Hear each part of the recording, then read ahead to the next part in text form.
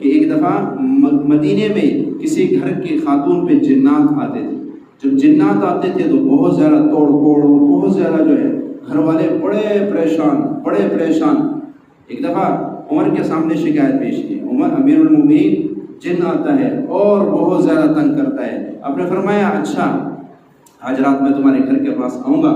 جب رات کو عمر گھر کے پاس چکر لگاتے ان کے گھر کے قریب پہنچے.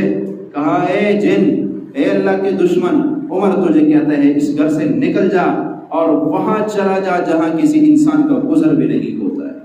گھر والے کہتے ہیں اگلے دن وہ جن آیا اور روتا ہوا کہنے لگا اب میں جا رہا ہوں، اب میں اس زمین میں کہیں بھی نہیں رہ سکتا ہوں، اب میں جاؤں گا پانی کے تہ میں رہوں گا، کیونکہ پانی کے تہ میں کسی انسان کا گزر نہیں ہوتا.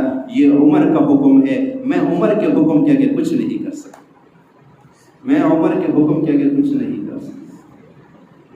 وہ عمر کہہ رہے کہ میں صدیق اکبر سے بڑھ نہیں سکتا. جس کی نسبت جتنی زیادہ میرے پیارے نبی کے ساتھ ہوئی، صدیق اکبر کی نسبت اعلیٰ درجے میں ہوئی، صدیق کو عزت بھی اعلیٰ درجے میں ملی. دوسرے نمبر پہ حضرت عمر کی نسبت ہوئی، ان کو اس سے تھوڑے کم لیکن پھر بھی اعلیٰ درجے کی عزت. تو صدیق کو جب ابو بکر کو جب نسبت ہوئی تو صدیق بنے، عمر کو جب نسبت ہوئی تو فاروق اعظم بن گئے، اور عثمان کو جب نسبت ہوئی تو ذوالنورین بن گئے. حضرت علی کو جب نسبت ہوئی تو حیدر کرار بن گئے، فاتح خیبر بن گئے. تو جس چیز کی نسبت میرے نبی کے ساتھ ہو گئی وہ چیز تا قیامت وہ چیز کیا ہے؟ اعلیٰ ہو گئی.